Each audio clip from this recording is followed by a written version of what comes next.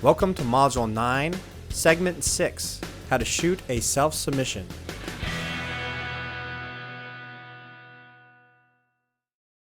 Alright, now that I've shown you how to shoot and record your video submission using an iPhone, all within the iPhone paradigm, now I've shown you how to shoot with like a DSLR camera. And it's very important that your DSLR camera has one of those flip screens, so you can see yourself, and get the framing right and get the focus right and so on. So you take the little card, the SD card, and it shows the footage that was recorded. So this is the base footage. There's my big fat head, of course, and I get myself in position. Now I'm back into focus. So all this stuff looks good, and now I need to export this out as a different format. I like to bring it into a ProRes format, moving it away from the H.264, I think MPEG-4 format. So how I do that is, the first thing I do is I want to make sure nothing happens to this footage. So I'm going to make a copy of it, and I'm going to bring it into my external hard drive. And I actually have a folder here for all these video submissions I've done over the time, over the last few years and so on. So I have a folder called Media, and I call Raw. And this is where I'm going to copy and paste the movie file. And it's about almost 2 gigabytes. Bring that over into the external hard drive. So immediately I have a backup version of it. I don't want to start working off the original version just in case the little SD card gets corrupted or something happens to the computer. As long as I can have it in a couple different places, I'll be good to go.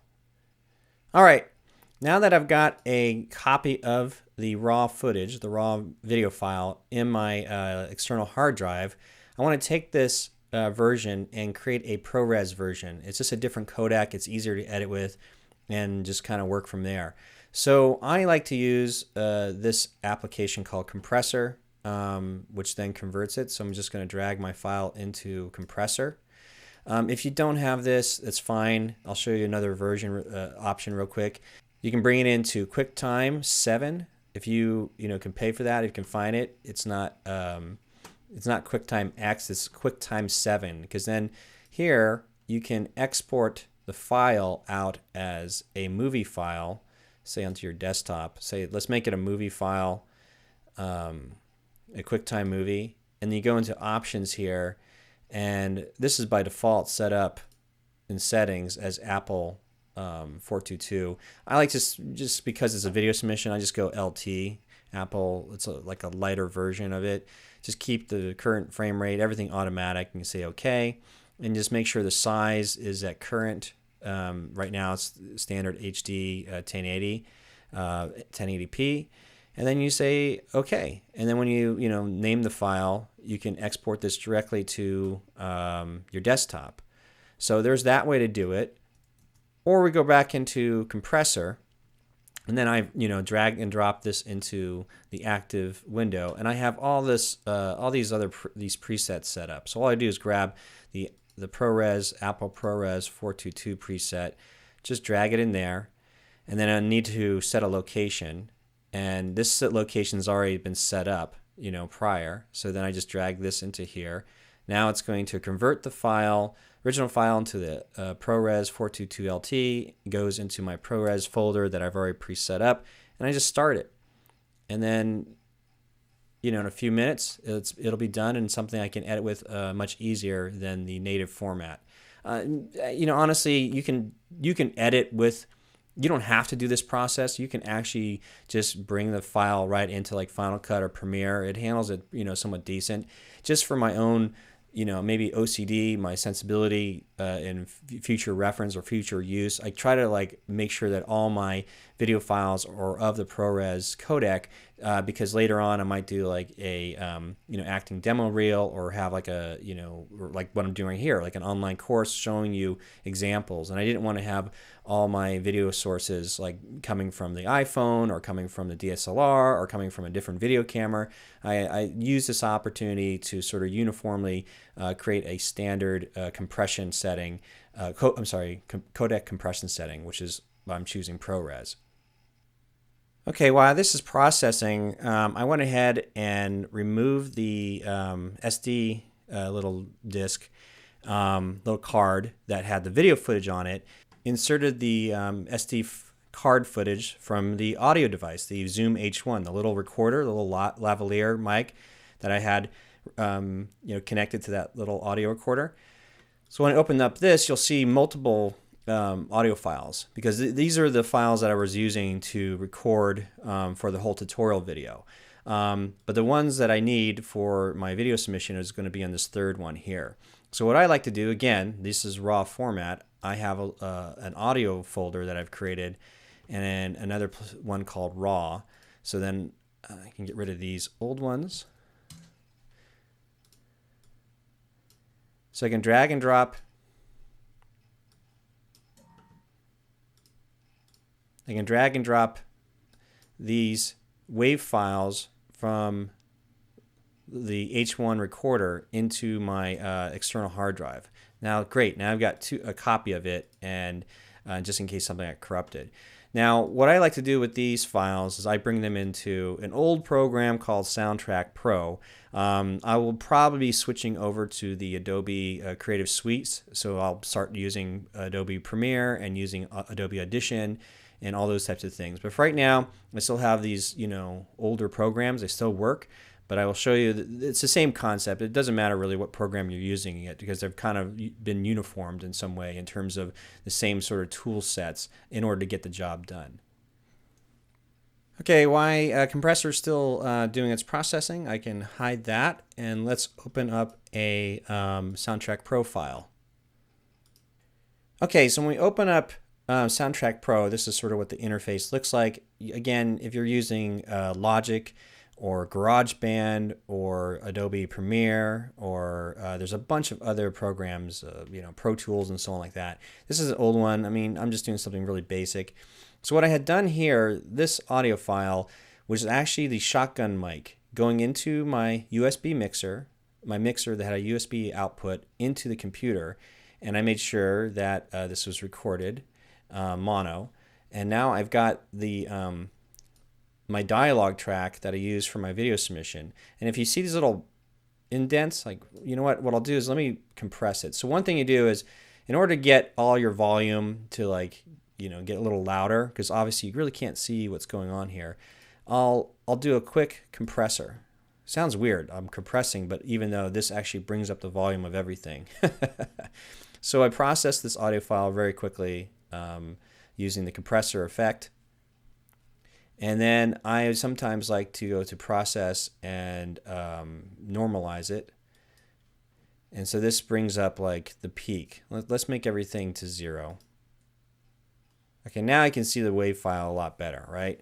And it's interesting because if you look, there's these little, lines. 1, 2, 3, 4, 5, 6, maybe, or up here is a 7. But that's me clapping and snapping. Those are the indicators. Every time that I messed up on a take, I would say, okay, take 2, take 3, take 4, whatnot. And I know the last one's probably going to work best. So I know at least over here, this is probably where we're going to be working. So now that I've got this file here, I need to clean it up. What I like to do a lot of times is, again, just to make copies of it, just to make sure that I'm not losing some, original file that's going to, get corrupted. So just for my own sanity, I like to export the file out.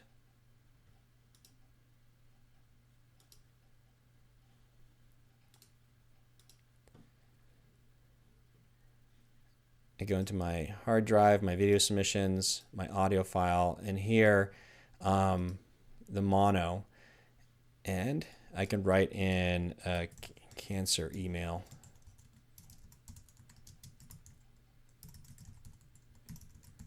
Shotgun to let me know that it's the shotgun raw. And I just make sure that's in, I like working with the Mac file, the AIF, auto interchangeable file format, I think.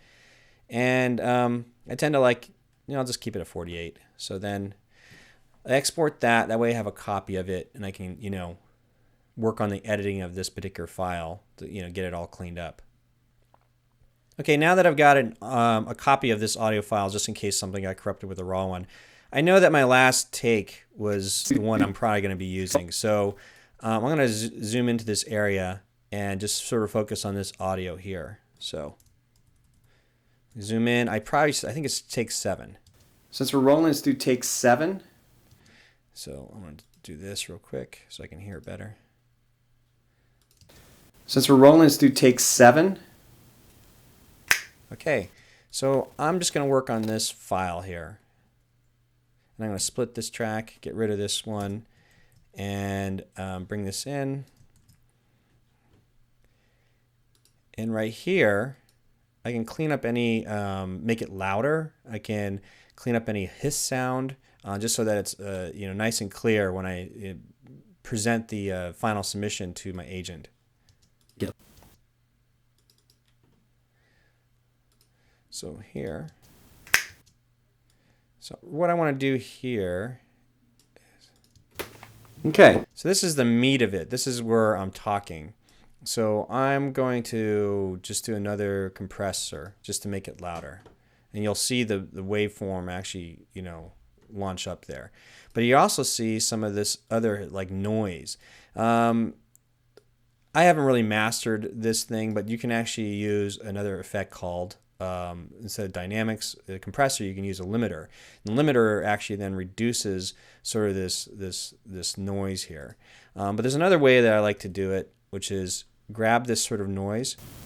You're going to kind of hear the hiss. And then every one of these tools, it doesn't matter, Audition or whatever Logic you're using, they have sort of like a reduce noise feature. So I'm going to reduce this noise. Whoops.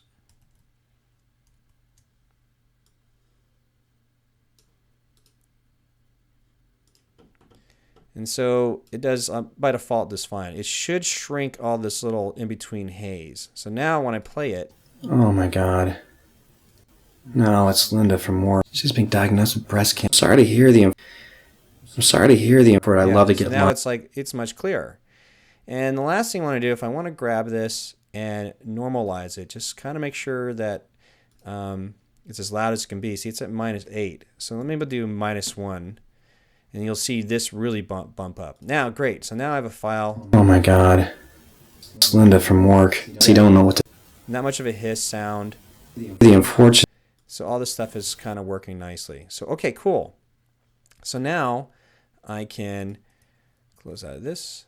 I've got a nice file here, and I'm going to export this out, sort of like my final audio file that I'll sync to the video now that it should be done processing.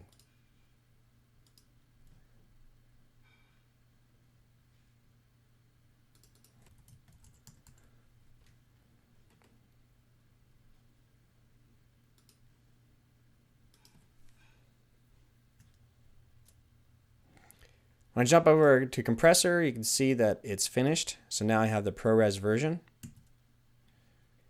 Now, because I've done this many times before, I use Final Cut Pro X, and I have some templates already built.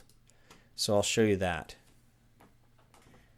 Okay, so now we're in Final Cut X, and what you'll see here is that I have a template already built up.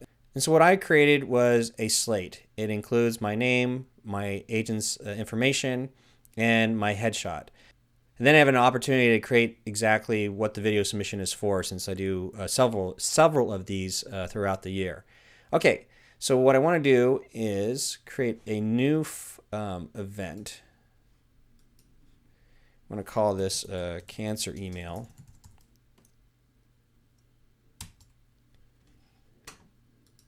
And then I need to basically make a duplicate of one of these projects. That's a nice face. So I'm going to grab this and bring this into that. Okay, sorry, as I was typing. So this kind of sets it up for me. And interesting enough, this is the same company that I've done work with before. Anyway, now if you go over here into this area here, you can change the text, the titling. This happens before a producer, Mary Foster, who is a producer of the Vossler Media Group for a client Microsoft. Now this is where you can change all this stuff. And like this might be, cancer email. And depending on the information I got from my agent, this is where I would put this stuff in. And I'll look at my email real quick and then put that information in here. All right, so I've already pre-made this, and you could do something like this yourself to just be a little bit more efficient. Some of the video submissions you might get, they actually require you to state your name and agency in front of the camera. So far in my experience, no one said anything. There's a little music that plays beforehand that shows like this slate, and then it goes into the title of the audition, the job that I'm auditioning for, and then I just, go in here and I replace, this is an old one I did, so now I got to replace it with a new one. So I'll go over here into my event, and let's bring in that media. So in the ProRes file here is the file, and I'm going to rename this cancer email.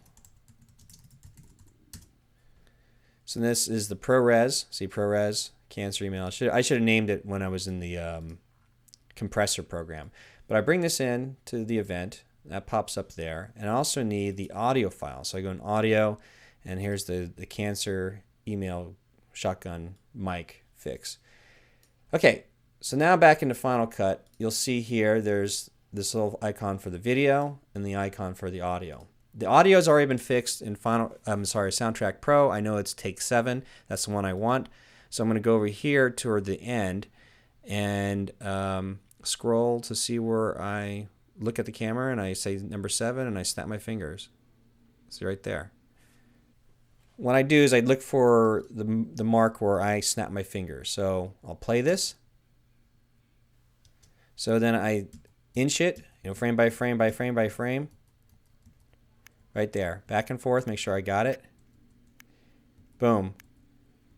There's some other programs that make it easier. I think there's like some other easy apps that automatically sync your audio. So that's always cool. So I'm going to drag and drop and replace this footage.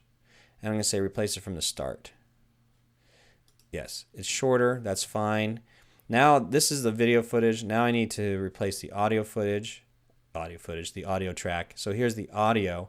And I know that this little pop here is me, snapping my fingers. So if I play this, do take 7, and I stop it and I inch it,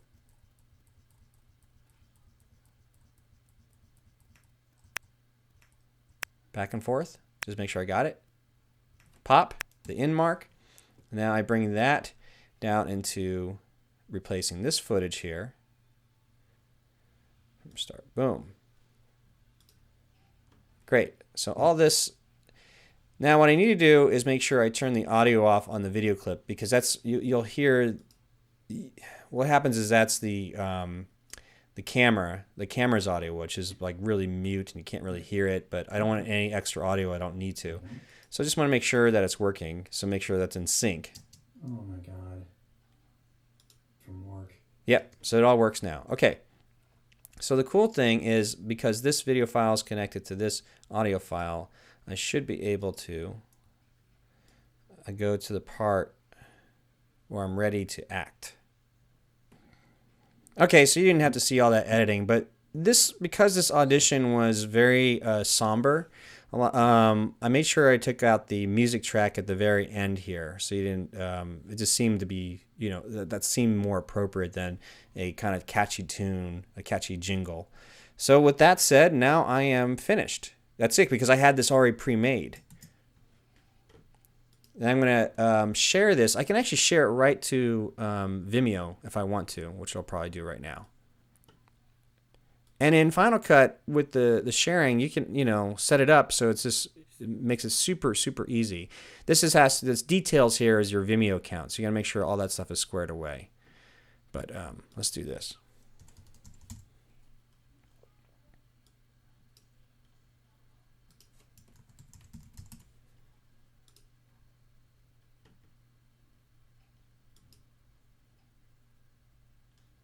Cool. And with Final Cut, there's a little progress bar. You click here, you can see where it's going. It's got to process the video, then it's got to upload it to Vimeo, and then we'll check in a second here how it all works. But that is how you can do it with a DSLR camera and a separate audio recording. In this case, it went right into the computer. But if the other case, you might have to take your recorder and then bring the audio files in and fix them up. but you can see how fast it's just transcoding and processing, and it should be up on Vimeo in a few minutes, and we'll check it there. Okay, so here we are in my Vimeo account. This is free, and I just really use it for video submissions, and all these video submissions are password protected. Here, this is the iPhone version of the same performance I just did, but this version here is the DSLR one, and this is the one I'm going to send because I did the iPhone version first. I got me rehearse, and by the time I was ready to do the DSLR version, I felt like I had a much better performance, and now this is the one that I can send the link to my agent. Before I forget, I want to remind you the reason why Vimeo may be a better option for actors is that the producers, the casting director, or the agents have an option when you give them the link, this whatever your link might be and your private password for them to get in, they have an option to download. That option is not available to them if you put this video up onto YouTube. So they may want to download this. Some casting directors like to download the videos and do a nice collection of their top picks, instead of just links, because sometimes they have to show them on an iPad or a computer, and just if they have it, an actual physical version of it, it's very helpful. So that's one of the main reasons to go with Vimeo. And again, also ads are kind of a pain in the butt too. So I just want to point that out. And that's sort of how you do a video submission when you're by yourself. I'm going to show you some other examples here in a little bit about some other past ones I've done, and sort of do a commentary of how I set it up and how it looks like I'm playing multiple roles, but I'm just by myself, or how I pre-recorded audio where normally a reader might give you the lines. How do you do it when there is no reader? And I can kind of walk you through that with some of my other examples. But that's the first part of doing this all by yourself using an iPhone or a separate DSLR camera or another type of video camera. That concludes this video. We'll see you in the next segment.